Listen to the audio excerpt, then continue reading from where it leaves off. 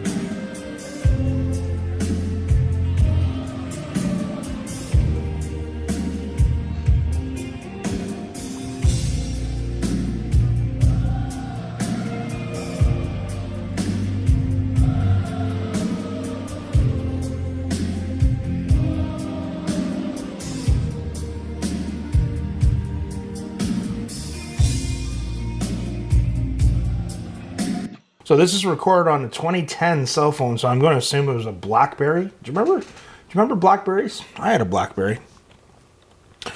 So I can tell right off the bat by the audio on a 2010 cell phone that it must have sounded amazing. You can hear everything clearly, distinctly. I can hear the chorus on the guitar. I can really hear the thump from the kick drum. 2010 cell phone. And I can tell you, it was an amazing sounding concert. You know, this is one of those magical songs. You know, I posted a video a while ago of The Revolution, you know, just a few years ago performing it without Prince, obviously. And, you know, some people were kind of divided. There's some, you know, some people were kind of, you know, I wasn't trying to be critical. Some people were a little ticked off saying, hey, man, like, they were grieving about Prince and everything, and I get all that. It's just, this is one of those songs, it's just,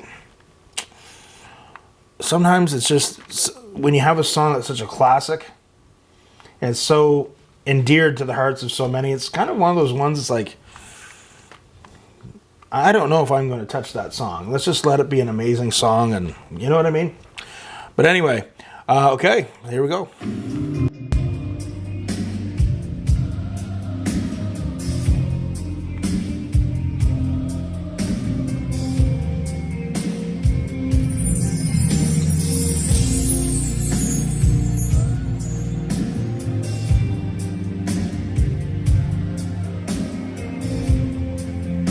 Okay, so John Blackwell on drums, and the keyboardist that I really like is his name Renato. He's playing like the piano there.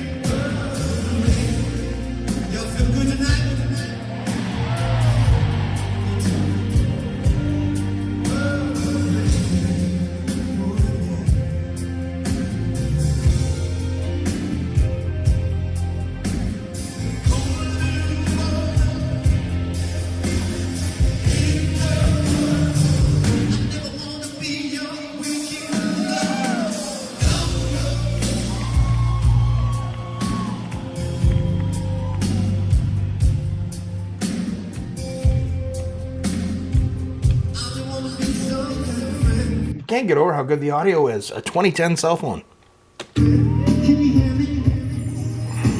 So they have a little bit of delay on his voice. I don't, you know, in the past when I've heard Prince perform, he didn't have a lot of delay effect on his voice. He's got a little bit on here. It's nice.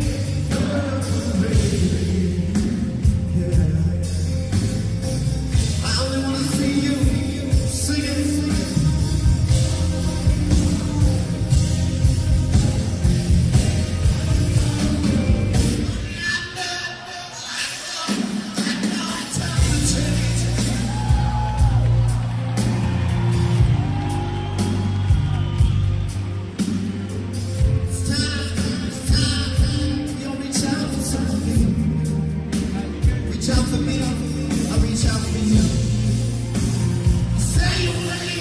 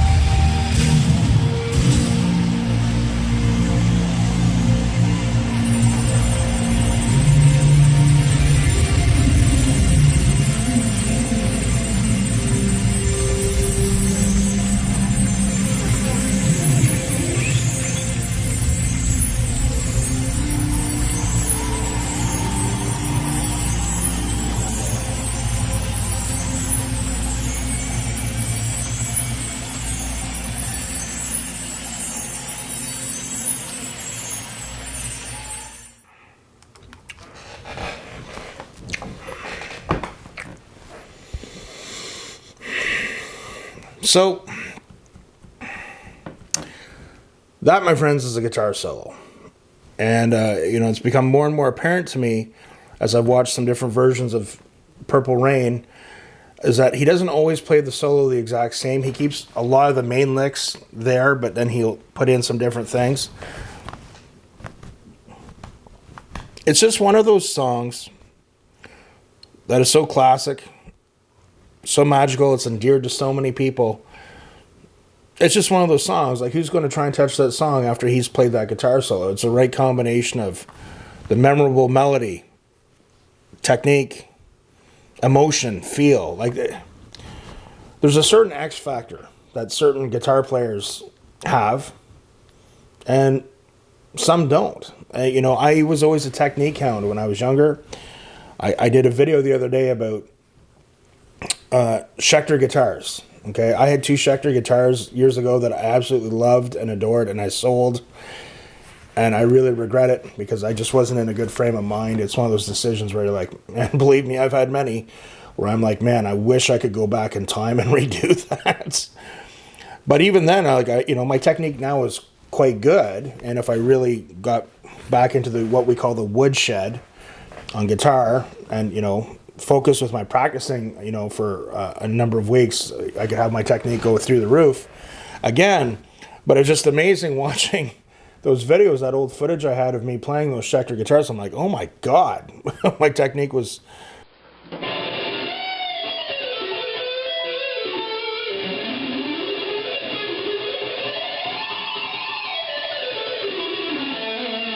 quite stupid. But you can have great technique, but there's just an X factor that some guitar players have, and Prince has it, right? I can watch. There's a lot, and now with the advent of social media and the internet being so prominent, high speed being so prominent, we see. I can go through my Instagram feed, and I can see hundreds of amazing guitar players, and who are all great at what they do, but there's just a certain X factor that some people have and some people don't. I don't know what else to compare it to. I'm not saying that I have that X factor, but what I am saying is that not even picking up a guitar in our journey with Prince, in some of these reaction videos, you guys know I can't do all Prince reaction videos. I like to touch on different genres and I like learning. I've learned a lot about new bands and new artists because I was out of the loop for a while. But he's made me a better guitar player. And he's made me a better guitar player just in the fact that, I never want to say never, but I don't see myself really playing live ever again. Mainly because I just don't want to deal with other musicians. And I have some videos coming up about that for you guys. So for people who aren't in bands, can kind of get more of an insight of what it's like to play in bands, not even international bands, just like, smaller little regional bands. There's just certain things that go into it that a lot of people don't see. I just don't know if I want to deal with that again. But a lot of my professional playing, I was never really in situations where I could really open up with my playing and go off and do some of the things I wanted to do. There was always parameters to it. Where with Prince, he being his own guy, he could do whatever he wanted.